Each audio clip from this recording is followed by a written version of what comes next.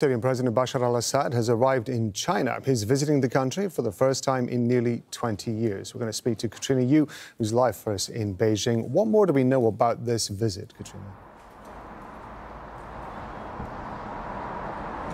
Well, the U.S. and its allies may have shunned Assad, but China on Thursday rolled out the red carpet as he and his wife touched down in the eastern Chinese city of Hangzhou. Now, over the next few days, he's expected to meet President Xi Jinping, and he will also attend the opening of the Hangzhou Asian Games on Saturday.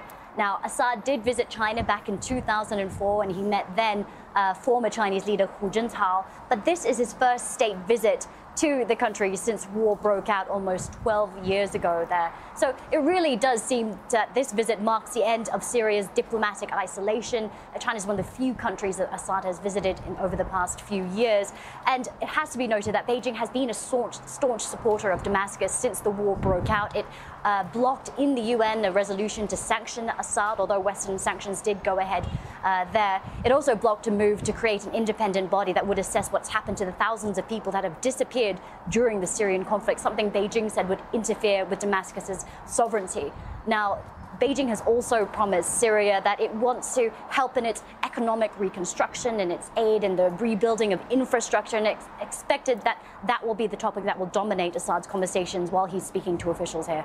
Yeah, you can imagine the kind of PR value this must be giving President Bashar al-Assad and Syria as well. But it is, as you were saying, coming at a time when China's expanding its influence in the Middle East generally, and the significance of it being interested in Syria shouldn't be underestimated. That's right. So Assad will be looking to boost his legitimacy as a leader when he's meeting with President Xi Jinping. And China, for its part, wants to boost its own legitimacy as a power player in the Middle Eastern region at a time when the U.S.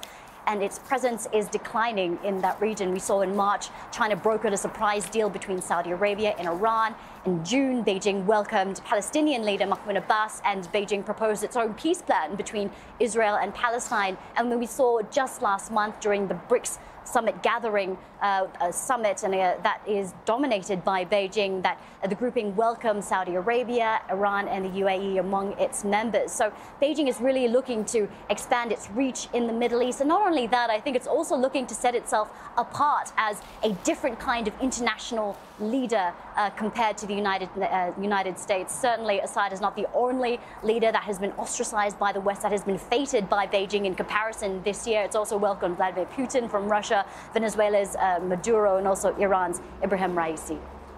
Katrina, thank you very much indeed. Katrina, you talking to us from Beijing.